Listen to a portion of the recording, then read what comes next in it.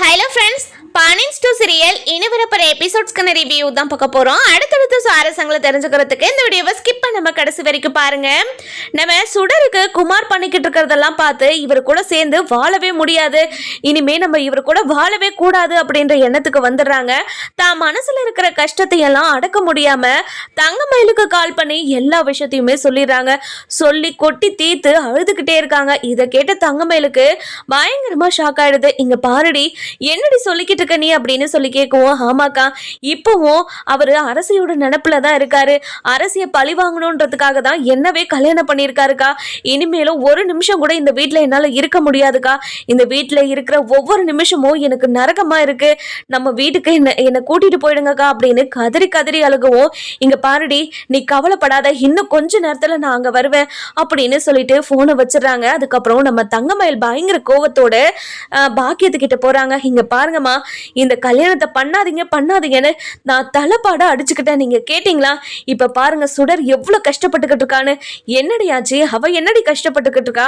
எனக்கு போன் பண்ணி எந்த விஷயத்தையும் சொல்லலே. இங்க பாருங்கம்மா, போன் பண்ணி அப்படி அல்றா, எனக்கு இந்த வாழ்க்கையே வேணாம், இங்க இருக்கிற ஒவ்வொரு நிமிஷமும் எனக்கு நரகமா இருக்குதுன்னு சொல்லி சொல்லி அல்றா.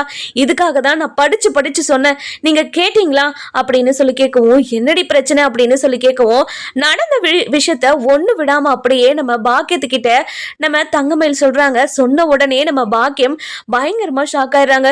என்னடி சொல்ற? இப்படியெல்லாம் பண்ணானாம, அவனை ஒரு வழி பண்ணிட்டு வரேன், வாடி போலாம் அப்படின்னு சொல்லிட்டு நம்ம பாக்கியமும் அதுக்கப்புறம் மாணிக்கம் நம்ம தங்கமயில் இவங்க 3 பேருமே இப்போ நம்ம அதாவது சுடரோட வீட்டுக்கு போறாங்க. போன உடனே நம்ம பாக்கியம் இருந்த கோவத்துல நம்ம குமாரோட சட்டையை பிடிச்சுக்கிட்டே, இங்க பாருடா, என் பொண்ணை இதுக்காக தான் கல்யாணம் பண்ணிக்கிட்டு வந்தியா அப்படின்னு செருப்பை கழட்டி நம்ம குமார அடின்னு அடிச்சுக்கிட்டே இருக்காங்க. இதெல்லாம் பார்த்து நம்ம அதாவது சத்துவேலு முத்துவேலு வடிவு மாறின்னு சொல்லிட்டு எல்லாருமே பயங்கர ஷாக்ல அப்படியே பார்த்துக்கிட்டு இருக்காங்க. அதுக்கப்புறம் என்ன, நம்ம குமார் இருந்துட்டு, ஹே என்ன ஒன்றும் இல்லாத வீட்டில் வந்துட்டு இப்போ என்ன போய் செருப்பால் அடிக்கிறியா, உன்னை சும்மாவே விட மாட்டேன் அப்படின்னு திரும்ப அடிக்கிறதுக்கு வரவும், யாரடா திரும்ப அடிக்கிற, யார் அடிக்கிற, இப்போவும் அந்த அரசியோட நினப்பில் தான் இருக்கியாமே. இங்க பாரு, என் பொண்ணை எதுக்காகடா கல்யாணம் பண்ணப்போ உன் அப்பா என் காலில் விழாத குறையா உன் பொண்ணை எனக்கு என் பையனுக்கு கொடுன்னு கெஞ்சி கல்யாணம் பண்ணிக்கிட்டு போனது இதுக்காக தானா? என் பொண்ணை கஷ்டப்படுத்துக்கிறதுக்காக தானா? என் பெரிய பொண்ணு தான் கஷ்டப்படுது, சின்ன பொண்ணாச்சு சந்தோஷமா ஒரு பெரிய இடத்துல வாழுதுன்னு நினைச்சுக்கிட்டு இத்தனை நாளா சந்தோஷப்பட்டுக்கிட்டு இருந்தேன். ஆனா என் சின்ன பொண்ணையும் கொடுமைப்படுத்திக்கிட்டு இருக்கீங்களா நீங்க? உங்களை நான் சும்மாவே விடமாட்டேன் அப்படின்னு பயங்கரமா வாய்க்கு வந்தபடியெல்லாம் பேசிக்கிட்டே இருக்கவும், இதெல்லாம் கேட்டுக்கிட்டு இருந்த சத்திவேல் இருந்துட்டு, இங்க பாருங்கம்மா, எதுக்காக என் பையனை இப்போ செருப்பால் அடிச்சிங்க, உங்களை சும்மாவே விடமாட்டேன் அப்படின்னு ரொம்பவே கோபமா பேசுவோம். இதை கேட்ட பாக்கியம் இருந்துட்டு, நிறுத்தியா, பொண்ணு கேட்கற போது எப்படி என் வீட்டுல பம்பிக்கிட்டு கேட்ட, இப்போ என் பொண்ணை கொடுமைப்படுத்திட்டு இப்போ வக்கனையா பேச ஆரம்பிச்சுட்ட. என் பொண்ணு கஷ்டப்படுறத என்னால பார்க்கவே முடியாது. என் பொண்ணுக்காக நான் எந்த எல்லைக்கும் போவேன். என் பொண்ணை இவ்வளவு கஷ்டப்படுத்தணும்னு சும்மா விட சொல்றீங்களா? அதனாலதான் அவனுக்கு புத்தி வரட்டும்னு இப்படி ஒரு அடி அவனுக்கு கொடுத்துருக்கேன். வாழ்நாள் முழுக்க இந்த அடியை அவன் மறக்கவே கூடாது. இது வரைக்கும் அவன் என்ன தப்பு பண்ணா ஏது பண்ணான்னு எதுவுமே நாங்க கேட்டுக்கல. எல்லாத்தையும் தெரிஞ்சுதான் என் பொண்ணுக்கு நான் கல்யாணம் பண்ணி வச்சேன். நான் இல்லைன்னெல்லாம் சொல்லல. அதுக்காக திரும்ப திரும்ப தப்பு பண்ணிக்கிட்டே இருப்பான். அதை நாங்க பார்த்துக்கிட்டு அமைதியா இருக்கணுமா? இங்க பாருங்க, இதுக்கு மேலேயும் ஏதாவது தப்பு பண்ணா, அது மட்டும் இல்லாம இப்பவும் நான் அரசி நினைப்புல தான் இருக்குன்னு சொல்லிக்கிட்டு இருந்தானா, அரசி கூட போக சொல்ல தானே, அவ பின்னாடி அவ முந்தானியை பிடிச்சுக்கிட்டு ஓட வேண்டியதானே? எதுக்காக என் பொண்ணை கல்யாணம் பண்ணி வச்சுக்கிட்டு இந்த வீட்டுல ஒரு பொம்மை மாதிரி வச்சுக்கிறதுக்கா என் பொண்ணை கல்யாணம் பண்ணிக்கிட்டு வந்தீங்க நீங்க அப்படின்னு நாக்க புடுங்குற மாதிரி கேட்டுக்கிட்டே இருக்காங்க. இதெல்லாம் கேட்டு நம்ம சத்திவேலுக்கும் சரி முத்துவேலுக்கும் சரி என்ன பதில் சொல்றதுனே தெரியல. இதை கேட்டு நம்ம அப்பதான் இருந்துட்டு, இங்க பாருங்கம்மா, குமார் பண்ணது எல்லாமே தப்பு தான். சுடர்கிட்ட இப்படியெல்லாம் நடந்திருக்க கூடாதுதான். ஒரு பொண்ணை கல்யாணம் பண்ணிட்டு வீட்டுக்குள்ள வச்சுக்கிட்டு இன்னொரு பொண்ணை பத்தி தப்பா பேசுறதும், அந்த பொண்ணு நினப்புல தான் இருக்கிறேன்னு அந்த பொண்ணு முன்னாடியே சொல்றதும், அந்த பொண்ணுக்கு எவ்வளவு பெரிய கஷ்டத்தை கொடுக்கணும்னு எனக்கு தெரியும். நீங்க கவலைப்படாதீங்க, அது எல்லாத்தையும் நாங்க மாத்துறோம். என்னங்க மாத்துருவீங்க? இங்க பாருங்க அப்பதான் உங்க மேல எனக்கு ரொம்பவே மரியாதை இருக்கு. என் தங்கச்சிக்கு குமாரை கல்யாணம் பண்ணிக்க வைக்க வேண்டான்னு என் அப்பா கிட்டேயும் சரி என் அம்மா கிட்டேயும் சரி நான் தலைப்பான அடிச்சுக்கிட்டேன். என் தங்கச்சி இப்படி கஷ்டப்படுவான்னு எனக்கு ஏற்கனவே தெரியும். ஆனால் என்னோட பேச்சை கேட்காம இந்த பொறுக்கிக்கு கல்யாணம் பண்ணி வச்சாங்க. இந்த பொறுக்கி இப்படிதான் பண்ணுவான்னு எனக்கு தெரியும். இனிமேலும் இவன் திருந்து போறது கிடையவே கிடையாது. இங்க பாரு சுடரு, இனிமேலும் ஒரு நிமிஷம் கூட இந்த வீட்டுல நீ இருக்கவே வேண்டாம் சுடரு, நீ முதல்ல வா அப்படின்னு சொல்லுவோம். மயிலு, கொஞ்ச நேரம் பொறுமையா இரு மயிலு. இங்க பாருங்க தம்பி, நீங்க பண்ணது மிகப்பெரிய தப்பு. இந்த விஷயத்துக்காக நாங்க எல்லாரும் போலீஸ் ஸ்டேஷன்ல போய் கம்ப்ளைண்ட் கொடுத்தாங்கன்னா நீங்க வாழ்க்கை முழுக்க களி மட்டும் தான் தின்னுக்கிட்டு இருக்கணும். அதுக்கப்புறம் ஜெயிலே உங்க வாழ்க்கை எல்லாத்தையுமே கழிச்சிருவீங்க, தெரிஞ்சுக்கோங்க அப்படின்னு சொல்லவும் இதை கேட்ட நம்ம சத்திவேல் இருந்துட்டு, என்ன என்ன மிரட்டுறீங்களா நீங்க? இங்க பாருங்க, நாங்க மிரட்டல, இருக்கிற விஷயத்த தான் சொல்றோம். உங்க பையன் தப்பு பண்ணது உங்களுக்கு தெரியுதா இல்லையா? திரும்ப திரும்ப உங்க பையன் எதுக்காக அந்த குடும்பத்துக்கிட்ட சண்டைக்கு போனோம்? அந்த பொண்ணு யாரை போய் கல்யாணம் பண்ணிக்குது, என்னமோ பண்ணிக்கிட்டு போகுது, இவனுக்கு என்ன வந்துச்சு அப்படின்னு சொல்லி நம்ம பாக்கியம் பயங்கர கோபத்தோடு கேட்கவும், இதெல்லாம் கேட்டுக்கிட்டு இருந்த நம்ம அதாவது சத்திவேல் இருந்துட்டு, இங்க பாருங்க, உங்க குடும்பத்துல இருந்து பொண்ணு எடுத்ததே பெரிய விஷயம். அது நாங்க பண்ணிட்டீங்களேன்னு சொல்லிட்டு நீங்க எங்க காலில் விழுந்து கும்பிடணும். அதை விட்டுட்டு நீங்க என் பையனை செருப்பால் அடிச்சுக்கிட்டு இருக்கீங்களா? உங்களை நான் சும்மாவே விட மாட்டேன். உன் பொண்ணை இப்பவே கூட்டிட்டு போ. உன் பொண்ணு என் பையன் கூட சேர்ந்து வாழணுன்ற அவசியம் கிடையவே கிடையாது. அதை என்ன நீ சொல்ற? நீ ஏன் சொல்ற? என் தங்கச்சி கண்டிப்பா இனிமே உன் பையன் கூட வாழவே மாட்டா. இங்க பாரடி சுடரு, இப்படி ஒரு மானங்கட்ட வாழ்க்கைய வாழணுன்ற அவசியம் உனக்கு கிடையவே கிடையாது. உனக்கு இந்த பொறுக்கி கிட்ட இருந்து டிவோர்ஸ் வாங்கி நீ நல்லபடியா படிச்சு நல்ல வேலைக்கு போ. அதுக்கப்புறம் உன் மனசுக்கு உனக்கு பிடிச்ச ஒரு பையனை பார்த்து நான் கல்யாணம் பண்ணிக்க வைக்கிறேன். இந்த பொறுக்கி நாயெல்லாம் நீ கல்யாணம் பண்ணிக்கிட்டு இப்படி அவஸ்தைப்படணுன்ற அவசியம் உனக்கு கிடையவே கிடையாதுடி அப்படின்னு சொல்லவும், இங்க பாருமா, பொறுமை இருமா. இந்த பேச தெரியாதனவங்க இப்படியெல்லாம் பேசிக்கிட்டு இருக்காங்க. நடந்தது நடந்து போச்சு. ஆயிரங்காலத்து பயிருன்னு சொல்லுவாங்க ஒரு கல்யாணத்தை. இப்படி ஒரு மாசம் கூட ஆகாம இப்படி ரெண்டு பேரையும் பிரிக்கிறேன் அப்படின்ற அளவுக்கு வேண்டாமா? அப்படியெல்லாம் யோசிக்காதீங்க. எதுக்காக அப்படியெல்லாம் யோசிக்கணும்? நான் எல்லாத்தையும் சரி பண்றேன், நீ கவலைப்படாதமா அப்படின்னு சொல்லவும், நம்ம முத்துவேல் இருந்துட்டு, இங்க பாராத்தா, எப்படி ஆத்தா சரி பண்ண போற? நீ எப்படி ஆத்தா சரி பண்ண போற?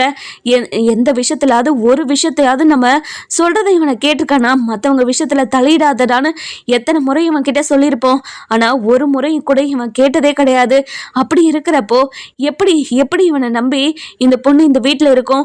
அதுவும் ஒவ்வொரு நிமிஷமும் உன்னை பிடிக்கல, உன் கூட சேர்ந்து வாழ எனக்கு பிடிக்கல, நான் அந்த அரசி பொண்ணை பழிவாங்கிறதுக்காக தான் உன்னை கல்யாணம் பண்ணிக்கிட்டு வந்தேன்னு அந்த பொண்ணுக்கிட்ட சொல்லிக்கிட்டே இருந்தா அந்த பொண்ணோட மனசு எவ்வளவு காயப்படும். இனிமேலும் எந்த பொண்ணுமே இவன் கூட சேர்ந்து வாழணுன்ற எண்ணம் எந்த பொண்ணுக்கும் வரவே வராது அப்படின்னு சொல்லவும், என்ன பெரியப்பா, என்ன எதுக்காக அதாவது எப்ப பாரு என்ன இப்படி குறைச்சு பேசிக்கிட்டே இருக்கீங்க? நீ பண்ணிக்கிட்டு இருக்க வேலையெல்லாம் அப்படிடா, எல்லா வேலையுமே கேடுகட்ட வேலையை பண்ணிட்டு இப்போ என்னை பத்தி குறை சொல்றாங்க, அது சொல்றாங்கன்னு சொல்லிட்டு இப்படி கேவலமா சொல்லிக்கிட்டு இருக்கே, உனக்கு வெக்கமா இல்ல? ஏன்டா இப்படி எல்லாம் பண்ணிக்கிட்டு இருக்க? இங்க பாருடா, நீ பண்ண வேலைக்கு எதிர் வீட்டுல இருக்கிறவங்க போய் கம்ப்ளைண்ட் கொடுத்துருந்தாங்கன்னா ஜென்மத்துக்கும் நீ வெளியே வந்திருக்கவே முடியாதுடா. ஏன் இதுக்கு முன்னாடி பண்ண தப்புக்கே ஏதோ பெரிய மனுஷத்து பண்ணி தான் அந்த பொண்ணு உன்னை வெளியே எடுத்து விட்டுருச்சு. அதுக்காக அந்த பொண்ணுக்கு இவ்வளோ பெரிய பிராயச்சித்தை நீ பண்ணியிருக்கே, ரொம்ப சந்தோஷம்டா. இந்த பாவத்தை கண்டிப்பா நீ எங்க போனாலையும் கழிக்கவே முடியாது.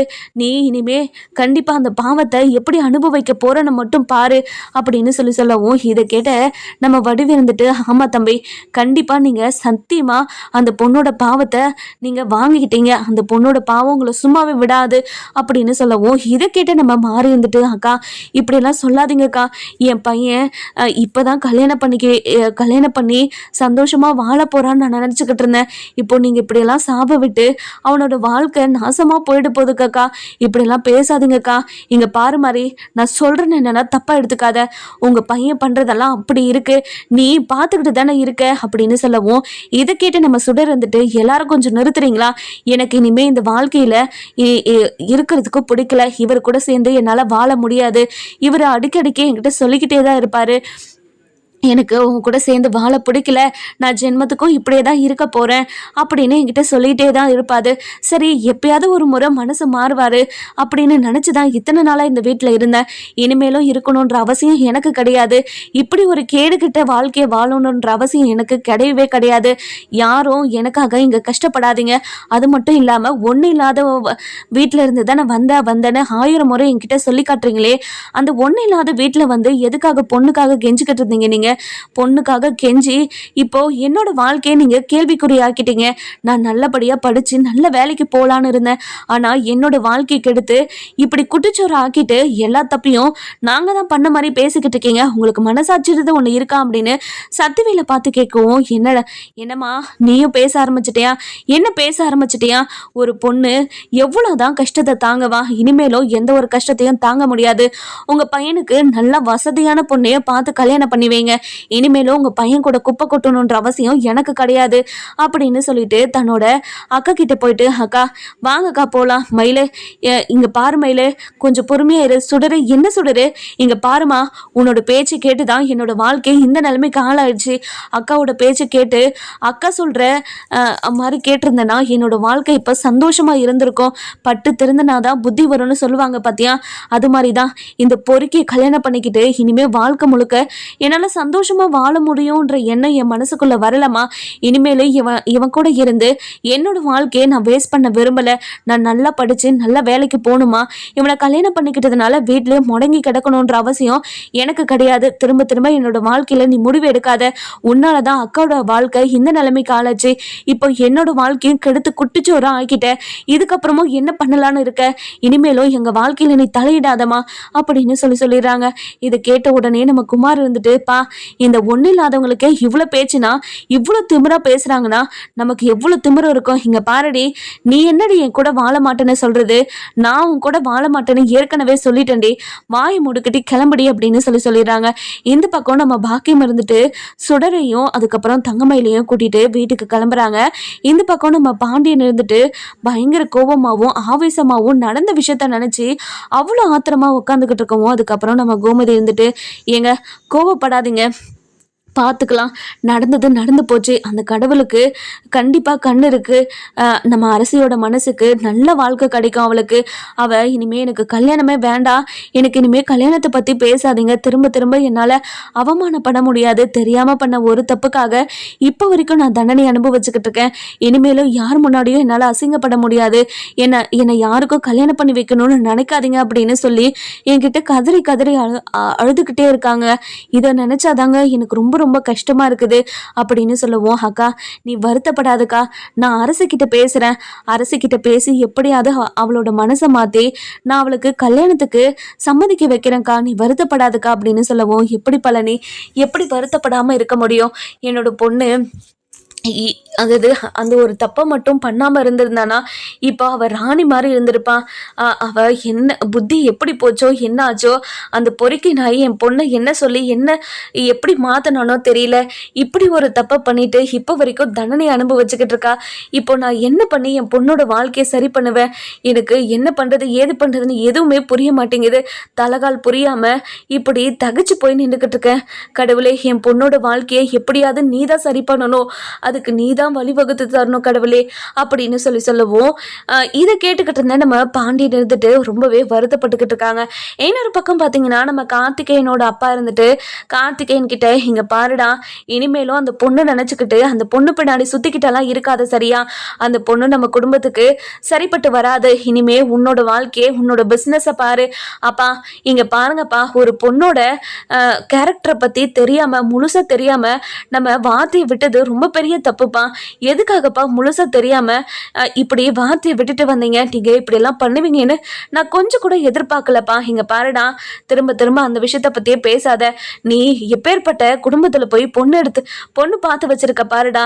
எனக்கு நினைக்க ஆத்திரமா வருது. இனிமே அந்த பொண்ணு பத்தி எல்லாம் பேசாத. இங்க பாருங்கப்பா, எனக்கு அரசி மேல வந்த விருப்பம் மாதிரி வேற எந்த பொண்ணு மேலேயும் வரல. நான் அரசியை தவிர வேற யாரும் கல்யாணமும் பண்ணிக்க மாட்டேன். எனக்கு கல்யாணமே கல்யாணமே வேணாம், வாழ்க்கை முழுக்க நான் இப்படி இருந்துக்கிறேன் அப்படின்னு சொல்லவும், என்னடா பேசிக்கிட்டு இருக்கனே, இங்க பாருங்கப்பா, நான் உண்மையை தான் பேசிக்கிட்டு இருக்கேன். இனிமே எனக்கு கல்யாணமே வேண்டாம். கல்யாணம் பண்ணி நீங்க எனக்கு கல்யாணம் பண்ணி வைக்கணும்னு ஆசைப்பட்டா அரசியை கல்யாணம் பண்ணி வைங்க. அவளோட வாழ்க்கையில பாஸ்ட்ல என்ன நடந்துச்சு ஏது நடந்துச்சுனால எனக்கு தெரியாது. ஆனா அரசி ரொம்ப பட்டிருக்காங்கன்னு மட்டும் தெரியுது. அவங்க அண்ணனுங்க 2 பேரும் என்ன தனியா கூப்பிட்டு பேசுறதுக்காக தான் வர சொல்லியிருந்தாங்க. அந்த விஷயத்த பத்தி சொல்றதுக்காக தான் வர சொல்லியிருப்பாங்கன்னு நான் நினைக்கிறேன்.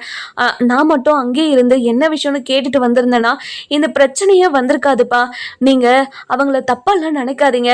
இங்க பாருடா, சும்மா பெரிய மனுஷன் மாதிரி பேசிக்கிட்டு இருக்காத. உனக்கு எது நல்லது எது கெட்டது எது பண்ணா சரியா இருக்கணும்னு எங்களுக்கு தெரியும். நீ ஏன்டா பெரிய மனுஷன் மாதிரியே பேசிக்கிட்டு இருக்க? இந்த மாதிரி பெரிய மனுஷன் மாதிரி பேசிக்கிட்டு இருக்கிறத விட்டுட்டு போய் வேலை இருந்தா அதை பாருடா. இங்க பாருமா, உனக்கு கூட மனசாட்சி இல்லையாமா? நீயும் ஒரு பொண்ணு தானே. ஒரு பொண்ணு பத்தி நீயே இப்படியெல்லாம் பேசிட்டு வரையே, உனக்கே நியாயமா இருக்காமா? உனக்கு ஒரு பொண்ணு இருந்து நீ மற்றவங்க உன் பொண்ணு அது இப்படியெல்லாம் பேசியிருந்தா உன் மனசுக்கு எவ்வளோ காயப்பட்டிருக்கோம். ஏமா இப்படியெல்லாம் பண்ண அப்படின்னு சொல்லி கேட்கவும், நம்ம கார்த்திகேயனோட மாமா இருந்துட்டு என்ன பேசிக்கிட்டு இருக்க? பெரியவங்களை மீறி நீ ஏதாச்சும் பண்ண முடியுமா? எதுவுமே பண்ண முடியாது. அந்த பொண்ணு இன்னொருத்தன் வீட்டில் போய் இன்னொருத்தன் கூட 1 மாதம் வாழ்ந்துட்டு வந்திருக்குடா. அந்த பொண்ணு போய் நீ கல்யாணம் பண்ணிக்க போறியா? இங்கே பாருங்க, நீங்கள் போய் பார்த்தீங்களா? அந்த பொண்ணு போய் அந்த வீட்டில் 1 மாதம் அவன் கூட வாழ்ந்ததை பார்த்தீங்களா? அவளுக்கு என்ன கஷ்டமோ என்னவோ ஏதோ என்ன நடந்துச்சுன்னே தெரியாம இப்படியே ஒரு பொண்ணை பத்தி அசிங்கமா பேசுறது ரொம்ப பெரிய தப்பு. இனிமே யாராச்சும் அந்த பொண்ணை பத்தி தப்பா பேசுனீங்க எனக்கு ரொம்ப கோவம் வந்துடும். எனக்கு கல்யாணம் நடந்தா அந்த பொண்ணு கூட மட்டும்தான் நடக்கும், இல்லைனா எனக்கு வாழ்க்கையில கல்யாணமே வேண்டாம் அப்படின்னு சொல்லிடுறாங்க. இதை கேட்ட உடனே நம்ம கார்த்திகேயன் குடும்பத்துல இருக்கிற எல்லாருமே ரொம்பவே வருத்தப்படுறாங்க. இந்த புத்திகிட்ட பையன் எதுக்காக தான் இப்படி பண்ணியிருக்கோம் அப்படின்னு நினைச்சு ரொம்ப வருத்தப்பட்டுக்கிட்டு இருக்காங்க. அதுக்கப்புறம் நம்ம இன்னொரு பக்கம் பார்த்தீங்கன்னா நம்ம சரவணன் இருந்துட்டு அரசிக்கிட்ட போயிட்டு, இங்க பாருமா அரசி, நடந்த விஷயத்துக்கெல்லாம் நான் தாமா காரணம். காலையில அப்பா கார்த்திகேயன் கிட்ட எல்லா விஷயத்தையும் சொல்லிதான் என்னையும் கதிரையும் அனுப்பி வச்சாரு. ஆனா நாங்க தான் அவர்கிட்ட எதுவுமே சொல்லாம எங்களால் சொல்ல முடியல. நீயே அந்த பையன்கிட்ட எல்லா உண்மையும் சொல்லணும்னு நினச்சோம். எங்களால் சொல்ல முடியலம்மா. இது எல்லா பிரச்சனைக்கும் நாங்கள் தாம்மா காரணம். என்னை மன்னிச்சிருமா அப்படின்னு சொல்லவும், இங்கே பாருங்கண்ணே, நான் எத்தனையோ முறை அசிங்கப்பட்டிருக்கேண்ணே. ஆனால் இந்த முறை நான் அசிங்கப்பட்டது என்னால் மறக்கவே முடியலண்ணா. ரொம்ப ரொம்ப கஷ்டமாக இருக்குது. இனிமேல் எனக்கு என்னோட வாழ்க்கையில் கல்யாணமே வேண்டாண்ணே. நம்ம வீட்லேயே நான் சந்தோஷமாக தானே இருக்கேன். நம்ம இங்கே இருந்துடுறேனே, எதுக்காக எனக்கு கல்யாணத்தெல்லாம் பண்ணி வச்சு எங்கேயோ ஒரு இடத்துக்கு போய் நான் கஷ்டப்பட்டுக்கிட்டு இருக்கணும்? சந்தோஷமாக நான் இந்த வீட்லேயே இருந்துடுறேனே. எதுக்காக திரும்ப திரும்ப இந்த விஷயத்த பேசிக்கிட்டே இருக்கீங்க? இது வேண்டாண்ணே, இப்படி விட்டுருங்கண்ணே, நான் இப்படி இருந்துடுறேன். இதை கேட்ட உடனே நம்ம கதிருக்கு ரொம்பவே அழுக வந்துடுது. இங்கே பாருமா அரசிமா, எங்களால் தான் இப்படி நீ அழுதுகிட்டு இருக்க. நீ இனிமே இப்படி கண்ணீர் விடவே மாட்டோமா? அதை நாங்கள் 3 பேர் இருக்கோம். நாங்கள் 3 பேரும் பார்த்துக்கிறோமா? உன்னோட வாழ்க்கை சந்தோஷமாக இருக்க வேண்டியது எங்களோட பொறுப்பு. அந்த பொறுக்கி பையன் உனக்கு கல்யாணமே ஆகக்கூடாது, வாழ்க்கை முழுக்க நீ இப்படியே இருக்கணும்னு நினைக்கிறாமா? அது மட்டும் நடக்கவே நடக்காது. கண்டிப்பாக உன்னோட வாழ்க்கையில் நீ சந்தோஷமாக தாம்மா இருப்ப, நீ கவலையப்படாதம்மா அப்படின்னு சொல்லவும், என்னென்ன கண்டிப்பாக இல்லைண்ணே, கண்டிப்பாக இந்த விஷயத்த யாருக்கிட்ட சொன்னாலையும் என்னை தப்பாக தானே சொல்லுவாங்க. ஏன் நானாவே இருந்திருந்தாலையும் அந்த இடத்துல அப்படி தானே யோசிச்சிருப்பேன். விடுங்கண்ணே, எனக்கு இனிமேல் கல்யாணம் வேண்டாண்ணே, ப்ளீஸ்ண்ணே, இந்த ஒரு முறை மட்டும் என்னோட பேச்சை கேளுங்கண்ணே அப்படின்னு சொல்லிட்டு நம்ம அரசி ரொம்ப ஃபீல் பண்ணி பேசிக்கிட்டு இருக்கிறத பார்த்த பாண்டியனுக்கு ரொம்பவே கஷ்டமாயிடுது. அதுக்கப்புறம் அரசி கஷ்டப்படுறத பார்க்க முடியாம வெளியே ஒரு மாதிரி ஃபீல் பண்ணி நின்றுக்கிட்டு நடந்த விஷயத்தெல்லாம் யோசிச்சுக்கிட்டு இருக்காங்க. அரசியோட வாழ்க்கையில் எப்படி நம்ம ஏதாச்சும் அரசியோட வாழ்க்கையை எப்படி மாற்ற போகிறோம், என்ன பண்ணி மாற்ற போகிறோன்னு தெரியாமல் அப்படியே திக்கு திணறி போய் நிற்கிறாரு. நம்ம கோமதி இருந்துட்டு, என்னங்க ஆச்சு, திடீர்னு வெளியே வந்துட்டீங்க அப்படின்னு சொல்லவும், இங்கே பாரு கோமதி, நம்ம பொண்ணு அரசி கஷ்டப்படுறதை என்னால் பார்க்கவே முடியல. தெரியாமல் ஒரு முறை தப்பு பண்ணதுக்கு இப்போ வரைக்கும் அரசி தண்டனை அனுபவிச்சுக்கிட்டு இருக்கா. அந்த கடவுளுக்கு கூட கண்ணே இல்லை.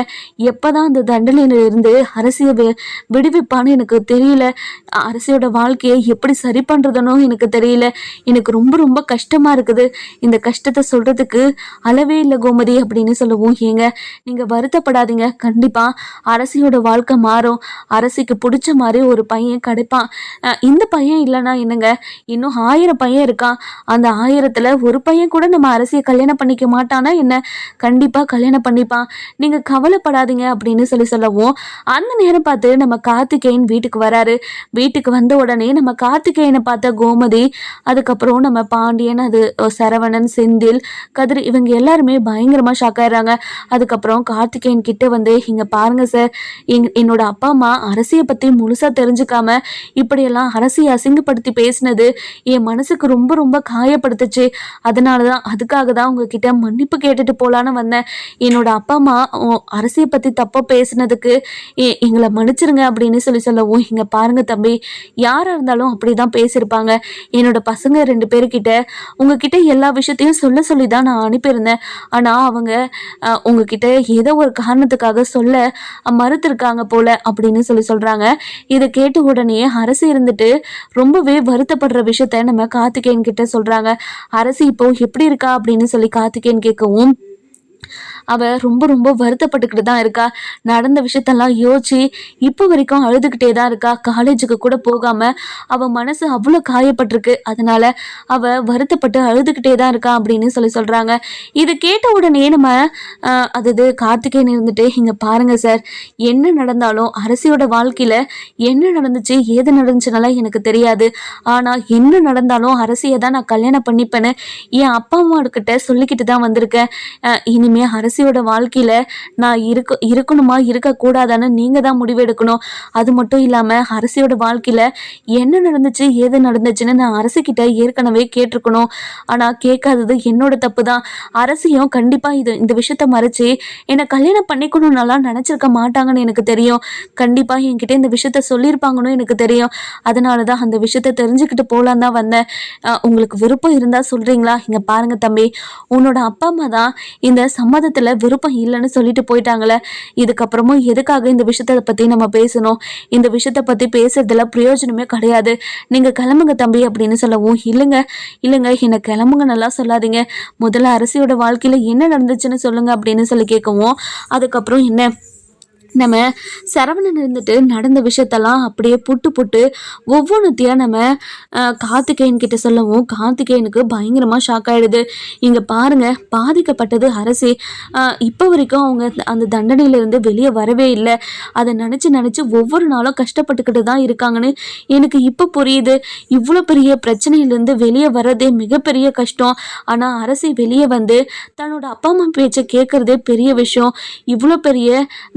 இவ்வளோ நல்ல மனசு உள்ள பொண்ணை எப்படி நான் விட்டுட்டு போக முடியும்? என்னால் விட்டுட்டு போகவே முடியாது. நீங்கள் அரசியை யாருக்கும் கல்யாணம் பண்ணி வைக்காதீங்க. அரசியை நான் கல்யாணம் பண்ணிக்கிறேன். அரசி இல்லாமல் என்னால் வாழவே முடியாது. அரசியை பார்த்த மாதிரி வேற எந்த பொண்ணையும் நான் பார்த்ததும் கிடையாது, பேசினதும் கிடையாது. அரசி மட்டும்தான் என்னோட வாழ்க்கை. உங்கள் காலில் கூட விழுறேன், அரசியை யாருக்கும் கல்யாணம் பண்ணி கொடுத்துடாதீங்க. என்னோட அப்பாவும் அம்மாவோட மனசையும் எப்படியாவது மாற்றி நான் திரும்ப உங்கள் வீட்டுக்கு வருவேன். திரும்பவும் அந்த பையன் ஏதாவது பிரச்சனை பண்ணா கண்டிப்பா அந்த பிரச்சனையை நான் சமாளிச்சுக்கிறேன். நீங்க கவலைப்படாதீங்க, உங்க காலில் கூட திரும்பவும் விழுறேன். ஆனா அரசுக்கு இன்னொரு பையனை பார்த்து கல்யாணம் பண்ணி வச்சிடாதீங்க, உங்களை கையெடுத்து கும்பிடுறேன் அப்படின்னு சொல்லிட்டு சொல்றாங்க. அதுக்கப்புறம் திரும்பவும் உங்ககிட்ட மன்னிப்பு கேட்டுக்கிறேன். அரசியை பத்தி முழுசா தெரிஞ்சுக்காம என்னோட அப்பா அம்மா உங்ககிட்ட இப்படியெல்லாம் பேசினது ரொம்ப பெரிய தப்பு, என்னை மன்னிச்சிருங்க, அப்புறம் நான் வரேன் அப்படின்னு சொல்லிட்டு கிளம்பிடுறாங்க. அதுக்கப்புறம் திரும்ப வந்து, இங்க பாருங்க, போய் அரசிக்கிட்ட சொல்லுங்க, அரசிக்காக தான் நான் வாழ்நாள் முழுக்க காத்துட்டு இருக்க போறேன்னு சொல்லுங்க. அரசியை வருத்தப்படாதன்னு சொல்லுங்க. இனிமே யாரை நினைச்சியும் அவங்க கவலைப்படணும்னுலாம் அவசியமே கிடையாது. இனிமே வாழ்க்கை முழுக்க நான் அவங்களுக்காக இருப்பேன், யார் என்ன சொன்னாலையும் அவங்களுக்காக நான் நிற்பேன்னு சொல்லுங்க அப்படின்னு சொல்லிட்டு கிளம்பிடுறாங்க. இதெல்லாம் கேட்டு நம்ம கோமதி இருந்துட்டு, என்னங்க இந்த பையன் இப்படியெல்லாம் சொல்லிட்டு போகுது அப்படின்னு சொல்லவும், இந்த விஷயத்தெல்லாம் நம்ம கோமதி இருந்துட்டு நம்ம அரசிக்கிட்ட போய் சொல்றாங்க. சொன்ன உடனே நம்ம அரசிக்கு கார்த்திகேயன் மேல இன்னும் லவ் அதிகமாயிடுது. இதுக்கு முன்ன பிடிக்கும், ஆனால் இப்போ நம்ம கார்த்திகேயன் மேலே லவ்வே வந்துடுது. அதுக்கப்புறம் நம்ம மீனா இருந்துட்டு, அத்தை என்னத்த சொல்கிறீங்க, நீங்கள் சொல்கிறதெல்லாம் உண்மையா, அந்த பையன் இப்படியெல்லாம் பேசிட்டு போச்சா, என்னால் நம்பவே முடியல அத்தை. இவ்வளோ பிரச்சனை நடந்ததுக்கப்புறமும் தன்னோட அப்பா அம்மா பண்ணது மிகப்பெரிய தப்பு. அதுக்காக நாங்கள் மன்னிப்பு கேட்டுக்கிறோம். அது மட்டும் இல்லாமல் அரசியோட வாழ்க்கையில் நடந்தது அரசி பண்ண தப்பு கிடையாது, தெரியாமல் நடந்த விஷயம். இப்போ வரைக்கும் அவங்க தான் பாதிக்கப்பட்டவங்களா இருக்காங்க. திரும்ப திரும்ப அவங்களுக்கு எதுக்காக நம்ம தண்டனையை கொடுக்கணும், அவங்க பண்ணது தப்பே கிடையாது, அவங்க கிட்ட போய் சொல்லுங்க அப்படின்னு பெருந்தன்மையாக சொல்லிட்டு போயிருக்காரு. கண்டிப்பாக அரசியை அந்த பையனை கல்யாணம் பண்ணிக்கிட்டா சந்தோஷமாக தான் இருப்பான்னு எனக்கு தோணுது. ஆனால் அவங்க அப்பா அம்மாவை நினச்சி பார்த்தாதான் எனக்கு கொஞ்சம் கஷ்டமாக இருக்குது. ஏன்னா அரசியை பார்க்கும்போதெல்லாம் அவங்க குத்தி குத்தி இந்த விஷயத்தை பற்றி பேசினாங்கன்னா கண்டிப்பாக அரசியோட மனசு ரொம்ப காயப்படும். இந்த விஷயத்தெல்லாம் அரசி ரொம்ப ரொம்ப வருத்தப்படுவா. அதுக்கப்புறம் என்ன, இந்த வாழ்க்கையே நரகம் மாதிரி ஆயிடும். இந்த விஷயத்தெல்லாம் மொத்தமாக சரி பண்ணிட்டு தான் அரசிக்கு நம்ம கல்யாணமே பண்ணி கொடுக்கணும் அப்படின்னு சொல்லிடுறாங்க. நம்ம அரசி இருந்துட்டு, இங்கே பாருங்க நீ இனிமே எனக்கு கல்யாணத்தை பற்றியெல்லாம் யாரும் பேசாதீங்க அப்படின்னு சொல்லிடுறாங்க. அரசியோட மனசு மாறுமா மாறாதான்னு சொல்லிட்டு நம்ம வர எபிசோட்ல பார்க்கலாம். இந்த வீடியோ உங்களுக்கு பிடிச்சிருந்தா லைக் பண்ணுங்க, சப்ஸ்கிரைப் பண்ணுங்க.